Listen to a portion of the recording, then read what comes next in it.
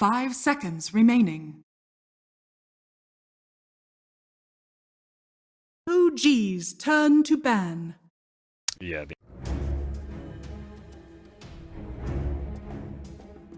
Oh, for me both. as well. For both. NaVi's turn to ban. OG's turn to ban. That's so scary. Ding, ding, ding, mother.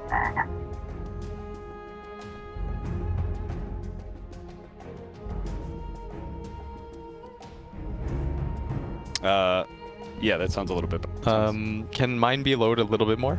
Possible? NaVi's turn to ban. Yeah, a little bit lower. Turn to ban. The game sounds are so loud. The game sounds are like okay, that's much better. Dude, when Mag first got banned, it screamed. Oh, I was like, Perfect. Thank you. yeah, we're good. Thank you so much.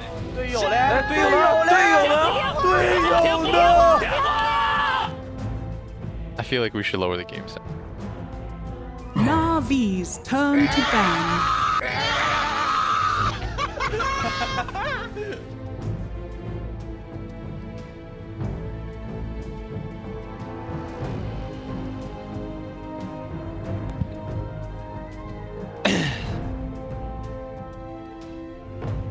OG's turn to pick.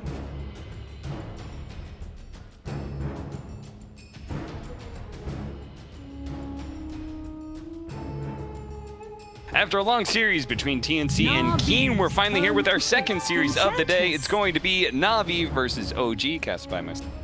Blitz? This should be a fun one, Blitz. Oh, I'm very excited for this series. Yeah, I think so. Pretty much any OG series for me, I think is good fun to cap. Well, the fun part about it is like It's looking spicy. it's weird because you don't know what version of like what team is gonna. Yeah. Because now OG is no longer seconds the remaining. darling underdogs that everyone's gonna forget about. It's Yeah. like you actually 5 have seconds spotlight and remaining. pressure on you. Because now the one advantage that they had that was like huge advantage was that nobody's eyes were on them.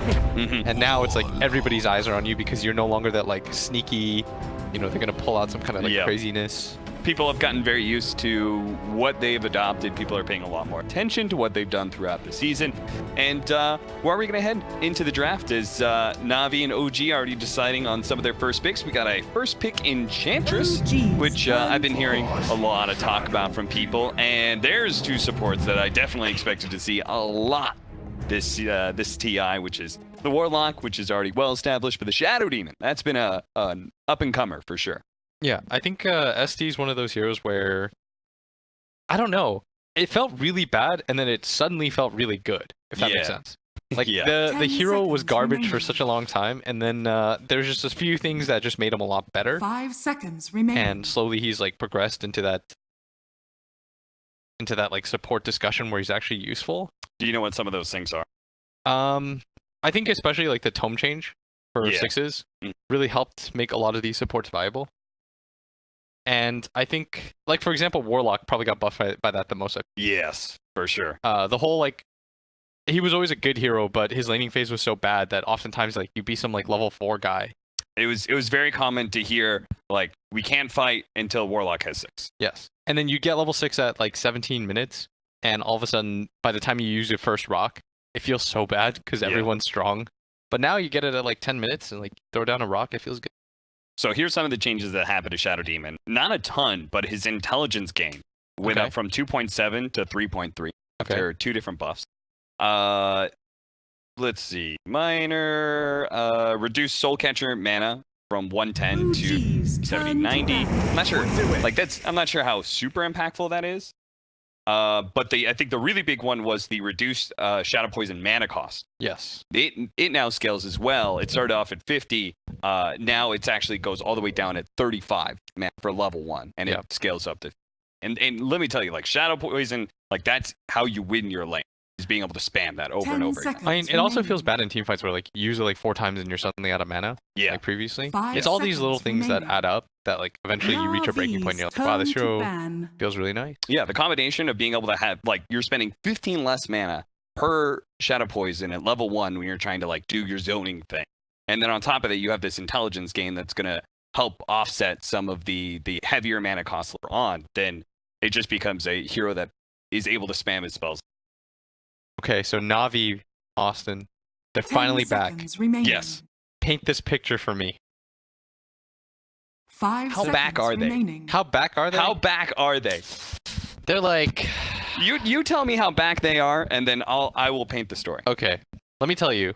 Here's what I remember. Okay. I was the biggest NaVi, like, hater, I guess is the right way to put it. Ooh, I was a NaVi fan.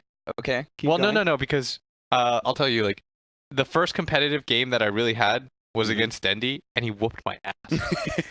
Like, he took me 6 ways to Sunday. Like, Yeah. I want to say there's one moment where I got so nervous that I was co-op and I blinked onto a hill and he sunstruck me and I died, and I legitimately thought about leaving. It was like 8 minutes in.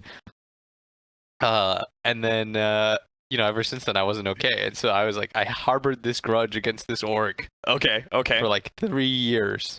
See, I was a NaVi Turn to fan because for me, I wanted as few people at that time. I wanted as few people to win the Aegis as possible. I don't know why, but it was You like wanted to be special. I kind of wanted it to be special, yes, but I also like some new players came in and I was just like, you don't deserve the Aegis. Like, I don't know what it was. I was just like a bit of a snob, I guess, in that way. 10 seconds remaining. And so for TI2, TI3, like I was hardcore 5 cheering for seconds remaining. NaVi. I did not want Alliance to win. Oh man, that's rough. And I know you definitely wanted Alliance to win. I wasn't even a caster or anything, so we I'll were readily exactly admit the it. opposite. Yeah. It's like my boy EGM. Shoutouts to him. Can this NaVi see a grand finals? Can this NaVi see a top 8? Can this NaVi see a top 8? Well, NaVi's turn to ban. the thing is, I never want to count anybody out. Yes. I saw some. Especially after last year. Yeah, I saw some thread and they're like, "Oh, it's really obvious who gets top 8." I was like, "Is it?" NaVi's Like, I'm not betting my money. Like, turn yeah. to crazy. pick. I'm not putting money on that. Like, that's crazy. There's no way. Like, you don't know, because there's always one team that like will snowball out of nowhere. If Yeah. you've been watching enough TIs, you know that it's just bound to happen. You think that some team is like garbage, and then all of a sudden come out of nowhere. I mean, this year it might be newbie. They're just 2-0 Liquid, and they look good doing it. Yeah. They're in good spirits. Like, We also saw TNC just in this last series push it very late, but they managed to lock down the 2-0. yeah. So they're off to a good start as well. Jack said newbie started their OG's scrims turn like to pick. 2 and like 12 or something. NaVi's See, that's the thing. turn to Every single ban. time a team does something like that, they always seem to bounce back from Yeah. their really rough scrims. Because losing is learning.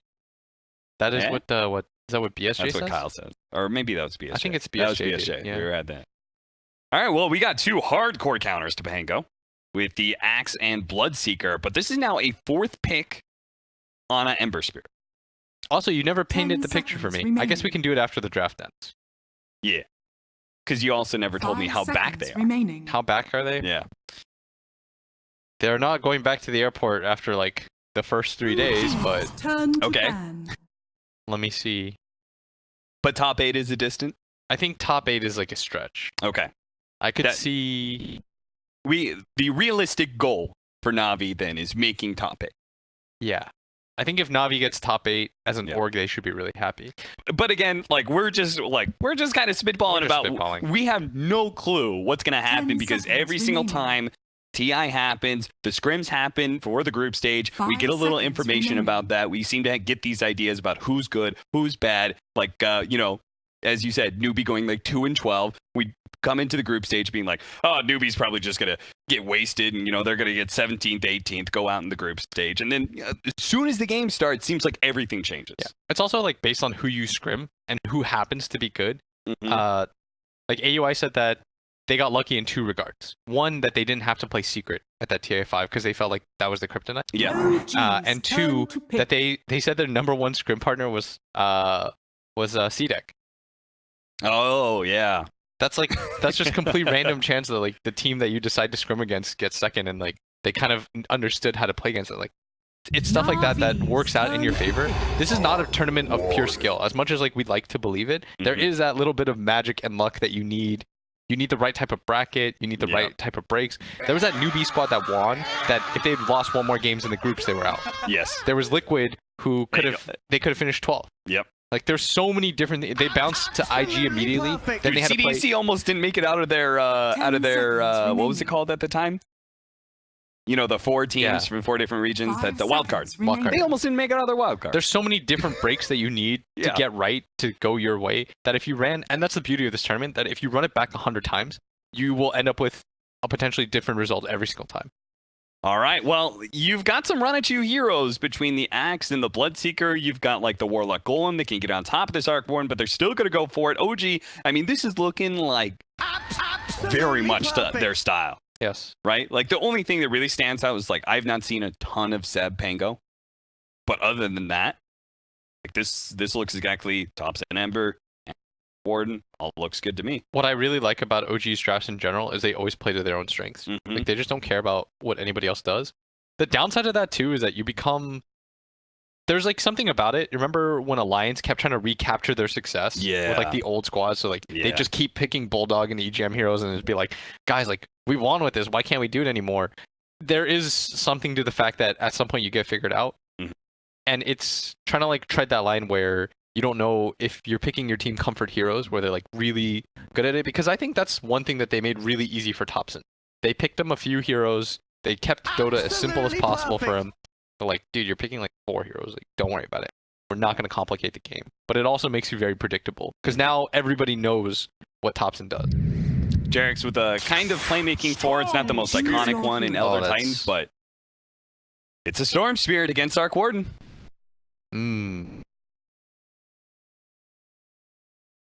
Yeah, this is Just do is it, it a free Scriff. Storm game? Just Is it a do free- it, Scriff. You gotta go for it, Scriff. You just gotta do it. quickly You just do gotta. it. Don't Shout worry, out man. to our lovely observer who's shouting himself out right now on screen. The lovely observer, Scriff, who's gonna be he's Blitz and I. Yeah. And this is actually him doing extra work. By Yes. the way, We requested his presence. yes. And he, like, He the was very observers nice are about only it. supposed to be on the A stream. We requested Scriff because Let me say, we work well with Scriff. I'm a garbage observer. Yeah. Austin 10 is also a seconds garbage remaining. Whoa! I'm pretty good. 5 I just have, seconds you know, remaining. I'm like, as a Dota player, I have my hit or miss days. Same goes with my observer. That's all. Okay, I can feel also, that. I don't do a whole lot of it. So we have, okay, let's say, I think that this is a very good Storm game. Like an Mhm. exceedingly good Storm game. I perfect. Yeah. think this is a very, very, very good Storm game. Can Ember outplay the matchup though? Well, it'll be Arc, I think. Oh, Arc mid. Yeah, you're right. Play it away, baby. And it is going to be the side lane Anna. Ember Spirit. I think Storm's great against Arc Warden lane. Oh, it's 7 changes. That makes actually Yeah. more sense. Well, okay. The reason I got into that mindset was that I thought it was going to be a no-tail Enchantress, and he was going to play his Furion, basically, where he does that. But now we've got a 5-position Elder Titan. I'm not 100% sure how I feel about it. I think this is a very, very... So there's a few ways to look at heroes like Bloodseeker, for example. Let me tell you, I played a pub game with Owen recently, OD Pixel, for anybody that doesn't know. He is the worst Bloodseeker I've ever seen in my entire life. You know why? All he does is rupture Axe. Do you understand what Axe does? He wants to be We all ran at him in melee range, and we kept getting called, and Owen's like, how are we not killing him? I was like, this should be very obvious, Owen. Perfect. But part of Prepare what for battle. makes a bad Bloodseeker game is if you have cores that can literally just stand there and fight. Yeah. That they don't care if they necessarily get ruptured. Those are the cores that are really good against Bloodseeker. And do you think they have that? I think Enchantress is great, right? Yeah. Like you don't care. Yeah. You don't have to run is the best part. Arc Warden is relatively good in that regard. And Ember Spirit's excellent because you can poke. You have that ability to just like jab at people repeatedly Right. while going back and forth. As we see all our players where for whatever reason their names aren't like changed in, Oh yeah, I saw that earlier. but they are in game.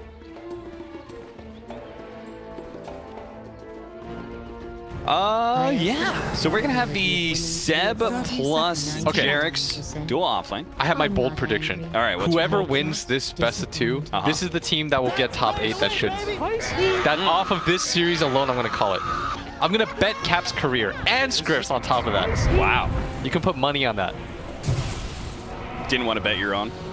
Dude, wasn't worth enough. Is what that why? Like, gambling with pennies here, but like with you guys have We've got futures. something to lose. Bounty Rune's gonna spawn. We are gonna have OG trying to fight Blizzy away from this Bounty Rune. Blizzy will be able to outclick Ana. And the Shadow Poisons are really racking up. They've got 4 stacks and a Battle Hunger now on Ana. Ana might actually die here. He has to juke that last Shadow Poison. It's so much damage if you can get it to 5, and he gets it to 5, and Zayak is able to pick up the first blood. Ooh.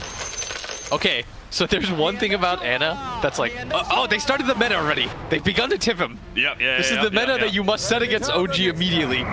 You must show them that it doesn't till you and you're willing to do it back. I actually think teams lost because they weren't willing to tip OG. They're like, we're not playing that game. But you can't be above it. We're above that. Yes, NaVi is the counter. They found it. So they're making top 8 now?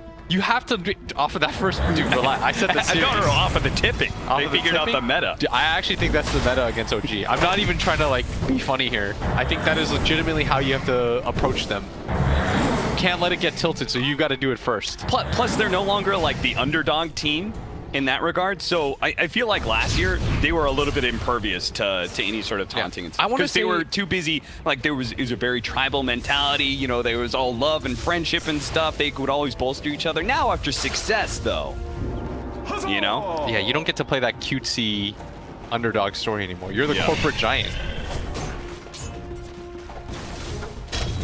This is not going to be. I imagine this not's going to be.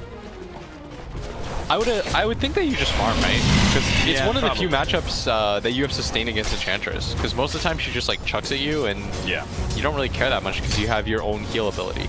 But I think Bloodseeker, like, maybe it's just my feelings on it as an offlaner, but I feel like Bloodseeker always wants to be able to run the off, you know? And he's kind of upset when he doesn't.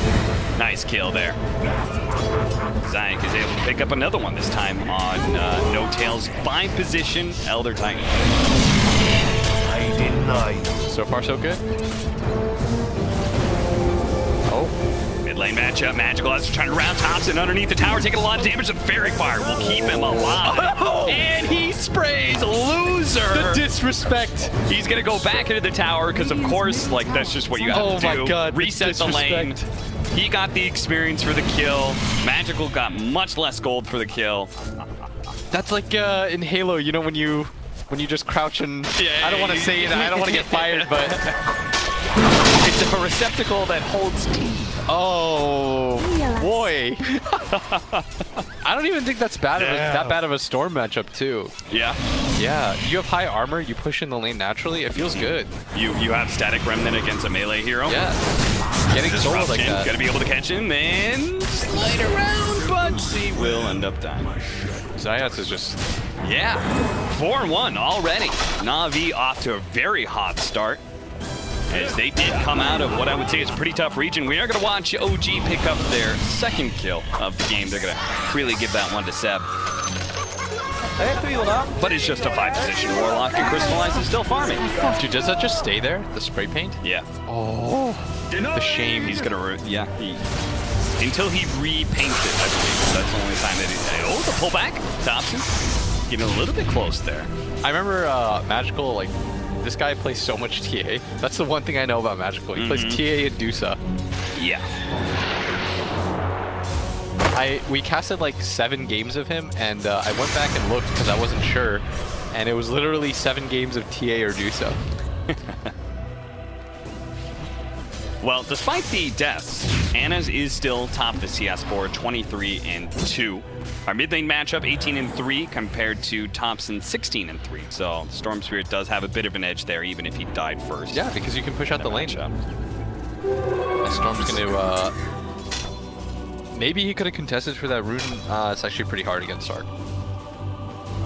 Purge is way too good against Stu. Bloodseeker has gotten the most denies in the game so far, though. But that's kind of expected. That's just what Bloodseeker does. Overpowers you with his Blood Rage. That's sort of what I meant by like I think the lane matchup's fine. Yeah. It's one of the few melee heroes that does okay because you have that sustain. Whereas like most melee heroes, you get clicked out of lane like 5 times and then all of a sudden you're forced into the jump. I guess my thoughts about it is like Bloodseeker mostly thrives, not just at him being able to farm, but like the enemy being at a disadvantage, you know? I would agree, but I think that it sort of works both ways. Because let me say, there's no other safe laner that you really want to play in this position. Were they not able to get the dive, but a top lane, Blizzy almost dead here. No-Tail beating him down with the 2 levels of the Astral Spirit. He's going to try and fight the Shadow Demon as well. Will obviously die, but gets a lot of damage out that maybe Anna might just be able to secure both bounty runes, or is Ike just going to give up his life to be able to grab one of them at least? Nah, he's got a streak, dude. He's not dying for it. He's going to turn, start getting some Shadow. This is very bold of him. Anna, dude, he's actually going to try and go for it. He's got to slide up in just 1 second. He's going to blow the shrine, but no, he can't get there in time, and that is a dominating streak. Zayak, why did you do it? Dude, why'd you do it? 99%. Anna was going to let you go. That was like the lowest, was it like high, what is the quote? That high was risk, high reward. That was like low risk, low reward. Like there was no upside there. Yes. Unless he got stacked, high risk, like, low reward. He needed to get stacked all 5 times, get hit like 7 times on top of that, and hope that Anna doesn't fight back. Yeah. Anna was willing to let him go too, because he was like, oh, you're just going to pop your shrine, and then he got too far away from the shrine, and Zayak is now going to die in mid lane as well, as he's going to be chased down by the Tops and Ghost OG supports. I like how they seem to make a point of giving their cores the kill. It's like the opposite YapzOr. Yeah. But the thing about it is, like, if you're Rubik, you gotta steal kills, man.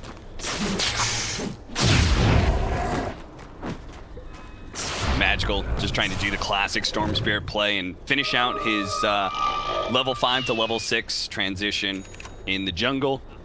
This is the most painful part about playing Storm, by the way. Because what ends up happening is, it feels like it should be okay, but because the jungle creeps like progressively have been giving less and less XP over the meta, you actually end up getting behind like 2 levels by somebody that can just purely lane. And I'm sure that feels even worse than somebody sapping your experience. Mid-lane, they will be able to get the dive on his Zayak, but Storm Spirit just picks up his level 6, but he's completely out of mana. And old Jerix might just be able to run him down. He's really hoping for another lucky shot. Rocket does manage to get him to pull back, but the slow is just enough. Jerix gets the final swing on Magical to claim the kill. And will be able to, I think, got out of the Shadow Demon's range. I think he might have died before the TP finished. That is so rough. What's wrong, buddy? Just change whatever you need to. Step. Don't worry. I innovated the radio broadcast at TI play. I can do it again, Script. I can give them an audio only. Guys, we're only no flames on no T-Tours. You know, he's doing this literally in his off time to make our cast better. We appreciate it, Script. Honestly, we need to get JJ. But as the game progresses... When we said Script, didn't you mean weapons? Oh my god, dude. Misclick. 6 to 7, 8 minutes in, a 1,000 net worth lead. Let's click, can we click the Arc Warden levels? Yeah, he's 8. This is what I meant by, like, you go into the jungle, you think you're getting 6, and it feels like it shouldn't be a bad trade, but all of a sudden, the enemy mid laner is like 2 levels ahead of you. I've been really feeling this lately. Because before, like, a year and a half ago, it felt like, you know, you would hit 6 around the same time off the neutrals. Yeah. But now, for whatever reason, I can't tell you, like, the exact math behind it, but you definitely get it, like, a lot later.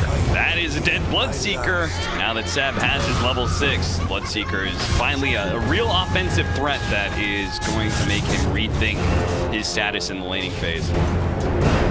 And that's what we were talking about, how Bloodseeker is only good against, like, the cores that want to kite. Enchantress is, you know, she just stands there.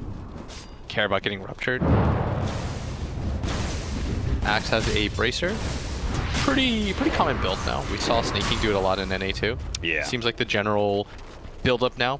It's like, it sort of replaces the Vanguard build up that used to be there. I think actually was only good when you could dominate the lane and you could just skip from like level 1 non-stop. I think with this meta, actually, you're sort of forced into this position. And plus, supports are better at dealing with it. Yeah. On top of that, you get movement speed out of this build, which is always super hype on Axe. Yeah. You can't just rely on your Blink Tagger alone.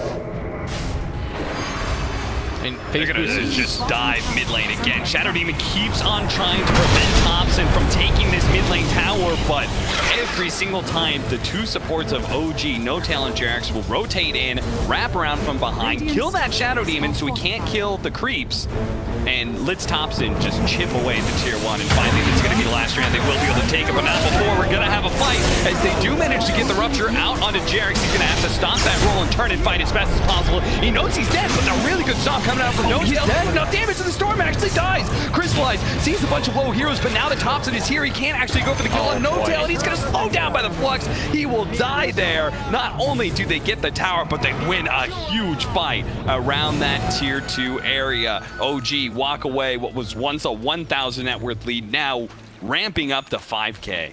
And No-Tail spots out the regen for his Ember. He's going to bottle him, be a good support.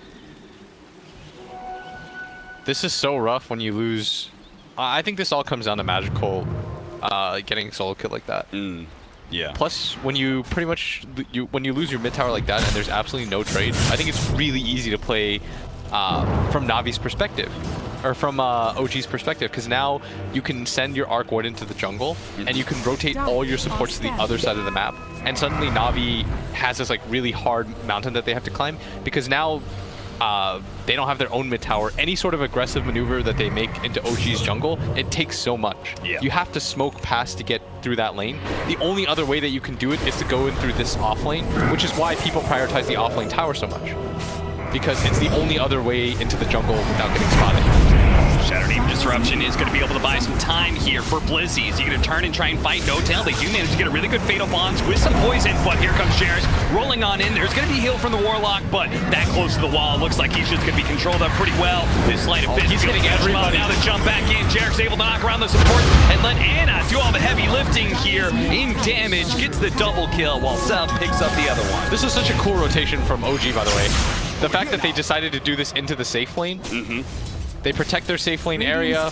They understand they're far enough ahead at this point where they can get away with doing so. Yeah.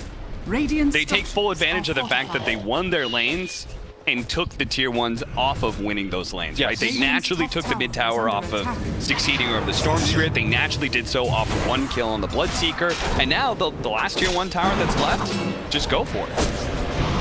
At the very least, I think you should defend that area to the death if you're OG. As they're going to get into this mini fight. He's going to try and finish off the Shattered Demon for them. Does manage to get the chance with the Warlock. He drops the Golem, though, onto the 3 of them with the Fatal Bonds out of Blizzy. He just can't get a hold of anybody, and they're slowly but surely picking away at this Warlock and tries to hide the trees, but Jerry quick to swashbuckle him down. Now the Storm Spirit trying to grab somebody here, but he just can't get a hold on anybody. Blizzy gonna have to call and rage, but he knows there's nothing he can do. He will slowly be run down by OG. Forget the tower, just get the kills. They're actually getting styled out so hard right now. Yes. Like, this is just pure outplay. And Crystallize, I mean, I love Midas as an item, personally. I think it's the perfect item for any situation. If you're behind, it catches you up. If you're ahead, it gets you even further ahead. But in this position, it's useless net worth. It means you can't fight. Because that's a prime position for the Bloodseeker to fight in, right? Everyone's kind of low. But I think part of it is that he doesn't match up well against the cores right now. So he can't participate in these fights that he wants to. And they went so all in against this this Pango, right? Where they drafted both this Axe as well as, I think, the Bloodseeker was a clear 1-to-1 counter. Oh, for sure. And it's a 4 position. Jerix doesn't really care if he gets ruptured. He's still going to do most of what he wants to do, which is be disruptive in fights. I will say, though, I think the majority of this game was really hard once the solo kill happened. Because then the Storm had to go into the jungle, and Jerix with his positioning over the jungle where he saw him, he catches him when he's level 6, he slows down his game even further. Those 2 moves in a row make it really hard for Magical to do the normal Storm play, where, you know, maybe, you know, he does this often where you get the treads, you get a bottle, you go into the safe lane river or the bottom river, you immediately go gank, you set up like that tempo. He killed all of that. Radiant's top tower has fallen. We do need Magical to be able to pull this back in big. If I think Navi's he's going to the be able to hero. come back, right? Because we're talking about Bloodseeker and like how hard a game of it is for him, but we've got a relatively free Storm Spirit game, and he probably is the best hero for late game at this point in this game, right?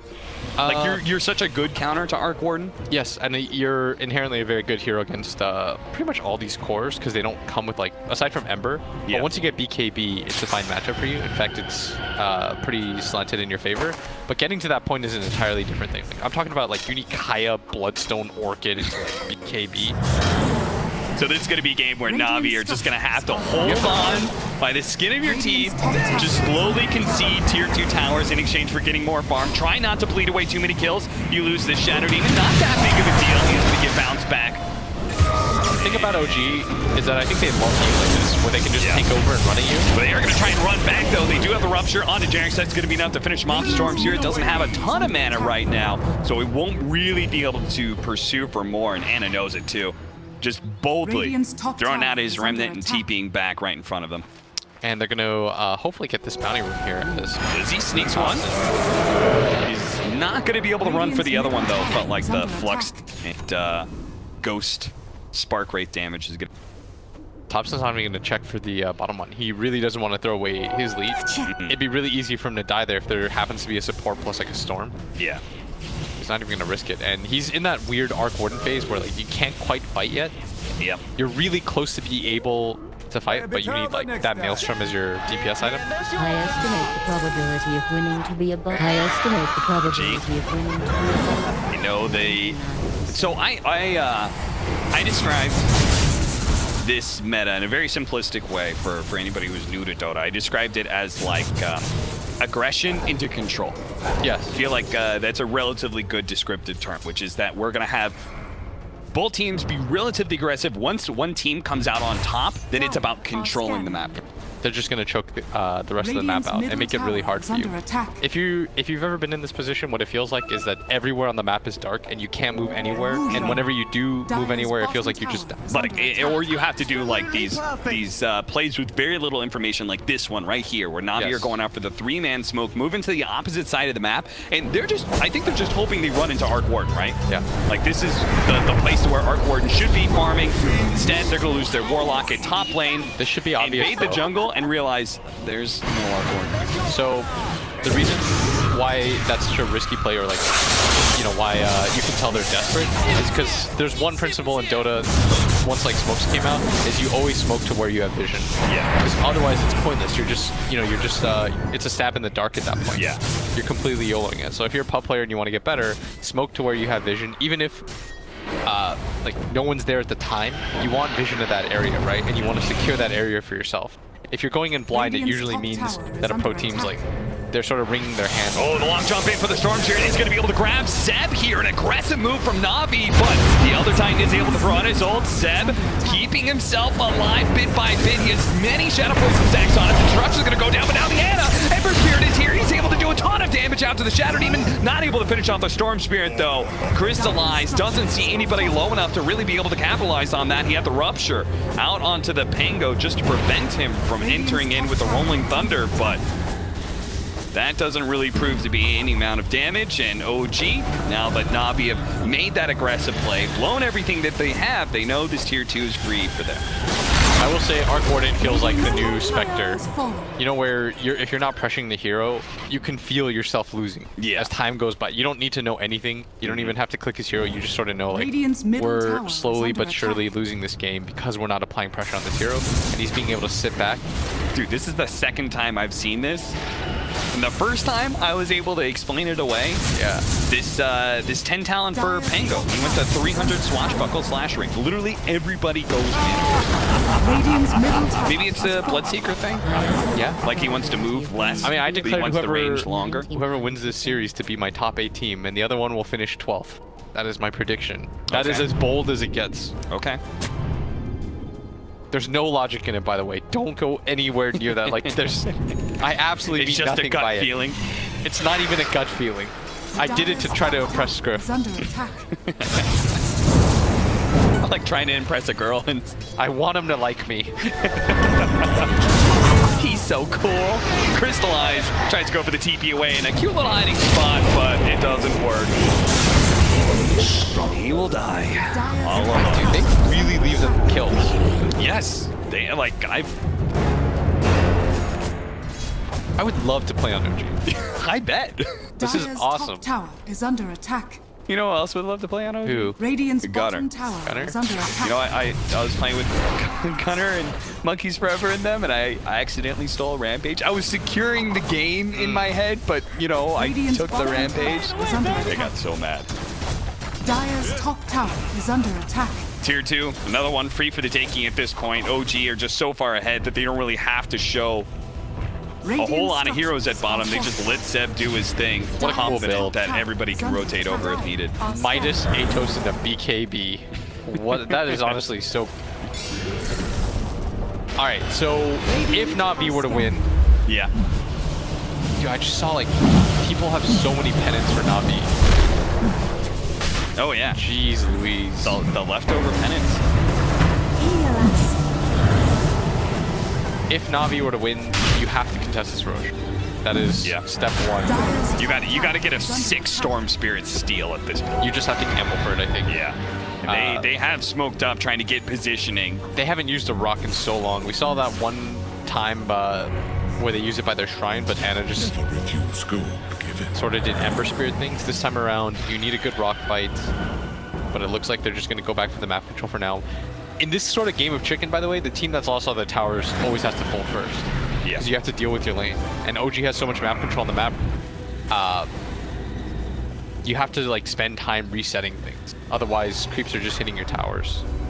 Seb's gonna just fearlessly lead the way. He saw what happened last time they tried to go on him, so he's gonna find the Bloodseeker, immediately manage to get a rod of Atos on him. A call goes out, only managed to grab the 2, doesn't grab the Enchantment, the Enchantment will finish off Crystallize. A jump around for Magical is able to get at least the Pango kill, but it's gonna cost Ionkin's life unless that disruption. TP out, no, he doesn't make it. 2 dead on the side of NaVi with a buyback coming out from JRX. That feels like OG have secured themselves the Roshan. That's an Atos now on the Ember Sphere too. Okay, so they've completely ruined the Storm's timing. He can't go for this this build anymore. When they went double Atos, the problem has to go BKB? No, because the problem is if you go BKB, you're conceding defeat anyways as a Storm Sphere. Okay. This is the roughest position as a Storm, where if you go BKB, you have no mana, and so you have no damage. But if you don't go BKB, you can't fight into any of the cores because as soon as you get locked down, your highest net worth here is useless now. And it shows up, one swipe, takes the kill, and immediately zips back over to the bottom lane. What a life. 16,000 net worth lead. I like the pointing out the items because this is something that OG did very well as he had to jump in. They're almost immediately blowing up Anna. Anna just stumbled into a world of hurt, and there goes his wicked 6 streak, but OG are not going to back down so easily. They're going to keep it going here. Thompson blinking forward with his Tempest double, trying to find the easy kill onto the Shadow Demon. Doesn't actually get it. He's managed to get away. Seb pulled back by Magical, trying to be safe by No Tail. Does manage to get a stomp onto the Bloodseeker at lead. He still has his Rupture, so Seb is not going to be able to retreat, but maybe he can actually get the kill on Crystallize. But there's the call from Blizzy, able to save out Crystallize. The real Thompson has committed to kill Crystallize, and now he's been caught. Disruption going down, Upheaval, making sure he's going nowhere. And he is certainly going to die twice. That is 5 NaVi heroes all surrounding him. He's come back for a second life. They're also low. What happened? Oh, that was a close one. Axe, he's the only death there. Both Crystallize and Magical got dangerously low there. I thought that was just going to be nice and easy. I think it was the Mjolnir. It was the Mjolnir block around him. That was still quite a big kill by OG. The fact that I was really surprised that they continue to go for that, right? They lose the Ember Spirit, and they're like, screw it, we're doing it. And then they decided to dive their base when there was still a tower up against a team that's very good at defending against that exact situation with Rock. Also, even if he does get the Bloodseeker kill, like he doesn't know that Bloodseeker could just have buyback. Yes. It's like... honestly, you gotta really appreciate... I love both OG and NaVi, because I could easily see NaVi in that situation do the exact same play that OG did. Okay, purging out. Anna, not going to have the Flame Guard, but he will have the kill. As once again, he times that attack just right to get the last hit. That's practice right there, man. Well, OG may have thrown the game a little bit, but they have not relinquished the map control, or at least not a ton of it. NaVi have managed to push out at least one lane. Magical doing a bit of damage to that bottom tier 1, but it's a simple thing for an Arc Warren to be able to deal with these pushes. This Tempest double. Rod of Atos. Magical. gonna hold him there, but all of a sudden, surprise, he didn't expect 2 more heroes behind Magical. The pullback into the silence, just beautiful. Okay, now the stomp.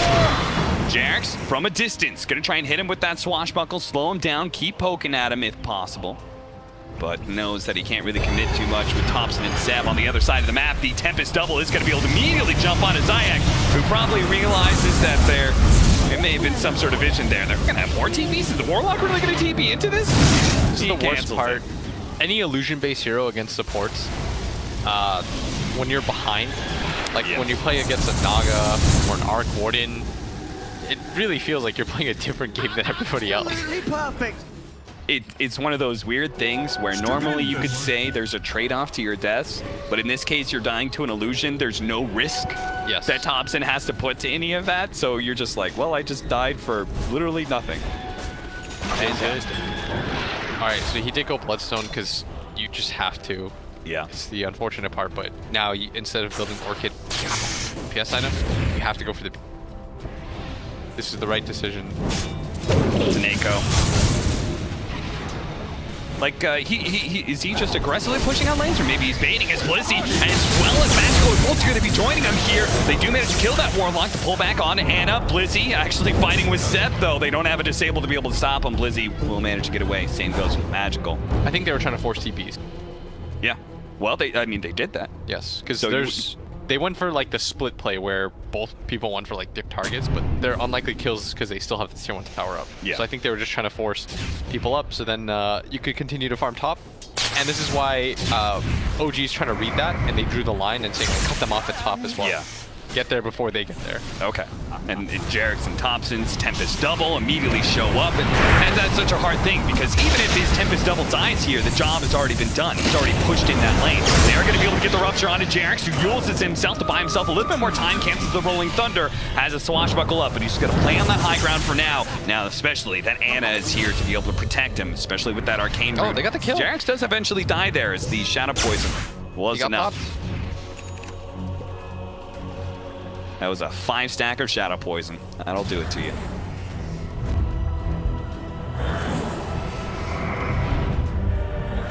He's almost got Blink Dagger. That is a very dangerous item for OG. A Shadow Demon with Blink Dagger in the smoke. Magical's going to be able to get some information with that. The Tempest double jumping forward. Crystallize is going to be disrupted. Safe for the Rod of Atos. They do manage to get another one on the road, but what a jump in from Blizzy! The lockdown on both Seb as well as Anna gets that kill. No tail. Finally tries to go for the stop, and look at that goal. It just rolled in for NaVi. This, what was it, 16K at one point? I remember that number at least. It is beginning to be chipped away by NaVi. What am I feel like OG was winning this game until they weren't. Like, yeah. I don't know what's happened. Yeah. They really didn't have to do that dive at bottom. This should have been. No, they didn't. Thompson just jumping in with his Tempest double, trying to go for the fast kill onto Sineko. Sineko unable to protect himself, and Crystallize actually being forced to use his BKB here as the real Thompson jumping forward, but the disruption managed to get it on the real one. Can the rest of his team turn for it? Blizzy makes the jump in, managed to get the call, he goes after protecting him, but still managed to get the kill onto Thompson, a massive one at that, well worth the cost of a Warlock so far, and look at Blizzy juking around Jerix's roll. I can't believe this game. Can they go back to taking this tier 1 tower? I don't think so. Fresh heroes are coming up. Anna as well as Seb are about to revive. They've got side lanes to push out. Dude, NaVi is resilient. Yeah. That is a... I'll be honest with you, I didn't think, when I watched the laning phase, I felt like Blizzy did not get enough out of his laning phase, but he's coming in big time in this mid game. Yeah, it really helps that they gave him a free blade mail when they all jumped into the base and they gave like 2,000 gold away. Yeah, But he is... We were talking about it earlier, like, you know, opportunity is like, you grasp luck or whatever it is when it comes at you. Yep. You don't throw those opportunities away. You make the most of it, and he's made definitely the most of it. Okay. Not an Ember Spirit player, right? I kind of am. Okay. I've got like a 30% win rate. So where... How many games? It's like out of 10? 50? You've won 3 games? Dude, my Ember is real bad, but continue. Okay. Where do you stand on the Aghanims? Because we are obviously friends with quite good Ember Spirit in Gunner. He's actually very much against it. He thinks it's a trap. I think it's really good if you're close to 25. That's what I say. Yeah. We're on the same mindset. But I don't see, the problem is, I guess he could use one defensive item. I think that I think Ember especially, what the real bait about this hero is because you have mobility, and all mobility heroes fall into this trap, you think you don't need BKB. But I disagree. I think this hero, out of all the heroes, needs BKB like the most. Okay. It's your free get out of jail free card, and it also means that like you can use your remnants when you don't have Ags very aggressively. Okay. So it's BKB literally just for the Storm Spirit? Because I don't think anybody else. Yeah, I mean, also you don't get disrupted. Ah, okay. So there's no setup for the Axe call too. Okay. And the damage on top of that I think is really nice. Plus you can't get silenced. Like the way that he died earlier in the bottom rune fight was he got pulled into the Bloodseeker silence and he dies. You have BKB there, there's absolutely nothing that they can do against him. There's like some pure damage that they have, but it would go through regardless of what item you went, like bar Aeon Disc. I'm not about to see an Aeon Disc Ember current year. Well, this Bloodseeker Crystallized he picked up a Butterfly. Crystallized is well known for being able to pull out these carry games, and even though the game is tough for him, he's still able to get all the farm he needs, and we're seeing that coming out of his net worth. He also has a level 20 talent with the 600 Rupture cast range, so he's going to be able to get that from a long distance. Also, what people might find a little bit curious is the fact that he decided to go for the Butterfly this early on, and this is early, trust me, for most Agi heroes, but the reason you have to do it is because of the Enchantress matchup. Right. And purely for that, I believe. That makes sense. Because most heroes feel like they don't, like this early of Butterfly, you don't have the stats to back up, you know, like evasion, right? Call missed. Jerix now just gonna kite Blizzy on the other side of the river. Magical ends up dying though. That is a rough one. They actually just have to get out now. This is a total reset now. Look at that. The Aghanim Scepter is gonna be able to find a +1. The Shadow Demon. The BKB forced out from Crystallize as well. That's gonna get pretty low now. What is that, 7-6? Yeah, he's down to a 7-second BKB. Turns around, goes for the silence. Sineko's warning him.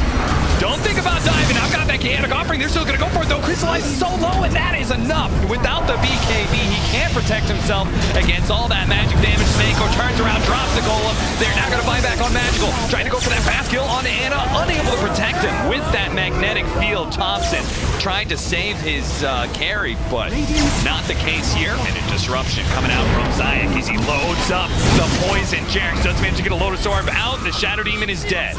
He committed heavily to be able to try and kill the 4th position of OG. Now it's just left to Magical to try and clear out the creeps as best as he can and prevent OG from finishing off this tier 3.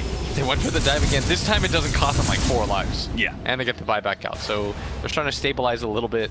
I was a little bit surprised they didn't try and finish up the tier 3, but I guess this feels like a free Roshan. I actually think their lineup is pretty... I mean, aside from the Arc Warden, it's sort of hard to hit towers. Neither of the supports can do it. Ember Spirit's bad at it. Arc Warden's really the only one that particularly enjoys it, and he's quite susceptible to the Storm Spirit, so... Yeah, he doesn't want to get Storm Axe jumped, being the only person like hitting high ground. At least not yet anyway. Soon he will have the Scythe of Ice. That will be a significant against the Storm. Storm will have the BKB though, around the same timing, so... It was, they went for that one aggressive... Blizzy? No. What are you doing here, buddy? They keep trying to get aggressive, because I think they think the game is like stabilized. But not yet. No, certainly not. It's still 12,000 net worth lead for OG now, and as they lose Blizzy, this likely means OG is free to take the Roshan again. He's a huge hero, because his item set is so value right now for what it does. Blink Blade Mail. Absolutely perfect. That NaVi, well, they proved before that they can play this defensive turtle game and force OG into situations where they may overcommit, make some mistakes. I have to do it again. I don't know if anybody needs to force OG to make mistakes. Like, that's not even trying to flame. I just think that's their playstyle. Like they want to establish that dominance. Yes. I mean, that has kind of been OG's playstyle, and what got them through last TI. A lot of it was just being able to have the confidence and teamwork to run at people. Yeah. it's the idea that you treat things like pubs. You know, you just have fun. Cool way to play Dota. It's what a lot of fans do. Yeah. Let Thompson and Anna, especially as you start giving them all these last hits on kills, put them into a place where they've got a net worth advantage and they feel strong enough and confident enough to just go in and outplay people. And for NaVi, the thing about NaVi and what makes it such a fun stylistic matchup is I think they're very similar to you. Yeah. In that regard. It's just, they got off to such a bad leading start, like Thompson getting the solo kill and all that. Fast jump in from Anna with that negative scepter. Zayak looking for something, trying to get out the purge, but may just die before he gets anything cast out. It's a well-timed rod of Atos into the stomp, prevents him from casting a single spell. Blizzy spotted as he runs into the sentries. A long jump in from Magical, but it really doesn't do that much damage as Thompson is still going to be okay. No, he's not. He tried to go for the TP out, doesn't actually make it. A long jump over, actually catches no tail as well. Great awareness from Magical. Another zip out with a TP away to the fountain is gonna allow him to get away, but Crystallize won't be as lucky. It looks like he gets hexed up as his BKB fades. He doesn't make the jump away, but Magical still being alive might be able to at least keep this to one lane of racks. Maybe he's able to hold entirely. We'll have to see. Thompson did use the buyback for that, so there's some opportunity for them as the immediate buyback from Crystallize. This will be a 3v4. Seb, ooh, just that's a great counter to Aeon Disc, I guess, in a way. You throw out Soul Catcher, 1 point of damage instantly. Soul Catcher's gonna, or Aeon Disc gonna get popped. I have to imagine that's more for the axe, but it works in that situation too. Thompson gonna be set of racks. Finish up that lane of barracks, gets a little bit chip damage on the tier 3 and tier 4s. Now it's Shrine time. Radiant's bottom shrine is under attack. So OG are going to be able to reclaim what they lost when it came to that gigantic net worth lead that they had real early on to the game. Brings it back. Radiant's After a few pickoffs and well-established pushes. But the next push is going to be harder as they do manage to, it's okay, just keep on committing to these Arc Warden Tempest doubles if you can. They're worth a lot of gold. But sadly, they actually, Magical almost dying to. Radiant's top tower is under attack. Actually just got forced completely into the base. But we almost have level 25 on Storm Spirit, and that is just a nightmare to push against. Yes. Have they just given him all the tomes? Maybe. I mean, he has been the recipient of a lot of these solo kills. That's very true, too. He smoked right in front of their base. Just to get some, trying to get some vision down. Unspotted Zayak actually managed to get the disruption. Free cast is the blink in from Thompson's Tempest double. So we get the illusions to try and deal with the Tempest double and kill it for very little commitment. Still, it's so tanky. Trying to push out that mid lane. They aren't going to be able to. Finally, the Tempest double dies. Heal up a little bit more for Magical. See if he can deal with this bottom lane push to Seb. Every single time, he just establishes himself as this super tanky hero that could be right there hitting the barracks, and they can't really commit to him. That's why the Storm's here. It's always going for that back line. Does manage to find the real Thompson. He's going to be forced to pop the cheese, but now Magical. Oh no, he's used a little bit too much. He does have a bunch of stick charges though. One last jump gets him close to the fountain, but not close enough. Anna sees a weakness, and he's going to try and jump towards him, finish him off. The Storm Spirit, he's low, and he dies. The Golem doesn't get there in time to be able to bail him out. That's 2 minutes on the clock. Snako, he's going to die here as well. Doesn't even have his level 20, so no extra Golem for him on death. And NaVi, with only 2 members alive, Crystallize and Zayak, it's going to be a very, very hard hold for them. Fortunately, OG are quite slow at being able to hit buildings. But I have to imagine 90 seconds might just be a bit too much unless the Shatter team can manage to get a kill off of this one. Seb, he gets quite low, but there's the Lotus Orb to be able to remove some of the Shadow Poison stacks. Yules after Yules, but it's not enough. Another 2-minute timer. This time it's the Shatter Demon. Look at these. All right, Blizzy. I mean, what is he gonna do, man? What are you gonna do? And that's where you call it. You don't want to get farmed in the fountain anymore by Thompson, because that's exactly what he's going to do. He did it before on a Roshan on spawn. This time he's doing it to Navi heroes. And OG, a little bit of a close call there, as they did get a bit overzealous. I'm just gonna be 100% honest with you. That was not that close. There was no point of that where, you know, if you're a fan of OG, you shouldn't have really been worried. We were trying to like make it sound close, like, oh, they threw, and like they did a little bit, but